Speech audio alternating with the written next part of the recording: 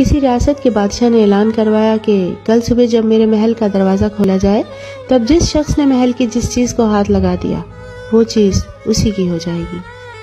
یہ اعلان سن کر سب لوگ آپس میں باتیں کرنے لگے۔ کچھ نے کہا سونے کو ہاتھ لگانا چاہیے، کچھ نے قیمتی زیورات و جواہرات کو، تو کچھ نے گھوڑوں اور ہاتھیوں کو چھونے کی بات کی۔ اگلی صبح جب محل کا دروازہ کھلا تو سب کو اس بات کی جلدی تھی کہ وہ اپنی پسندیدہ چیز کو ہاتھ لگا لے تاکہ وہ ہمیشہ کے لیے ان کی ہو جائے۔ بادشاہ اپنی جگہ بیٹھا سب کو دیکھ رہا تھا کہ اتنے میں سے بھیڑ میں سے ایک شخص چلتا ہوا بادشاہ کی طرف بڑھا اور بادشاہ پر ہاتھ رکھ دیا۔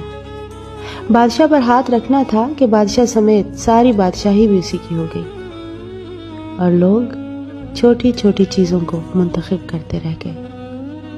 دوستو، جس طرح بادشاہ نے لوگوں کو موقع دیا اور لوگوں نے انتخاب میں غلطیاں کی، غور کریں، بالکل اسی طرح اس ساری دنیا کی بادشاہی کا مالک بھی ہمیں ہر روز موقع دیتا ہے کہ اس کی بھری دنیا میں سے کچھ بھی خواہش کریں، کچھ بھی چن لیں۔ مگر افسوس، ہم لوگ بھی ہر روز ایسی ہی غلطیاں کرتے ہیں۔ ہم اللہ کو حاصل کرنے کی بجائے اس کی بنائی ہوئی دنیاوی چیزوں کی خواہش کرتے ہیں، ان کو چنتے ہیں۔ کبھی یہ نہیں سوچتے کہ دنیا بنانے والے مالک کو پالیں، اس کی رضا کو حاصل کریں، اس کو چن لیں۔ اگر وہ ہمارا ہو گیا تو اس کی بنائی ہوئی دنیا بھی ہماری ہو جائے گی۔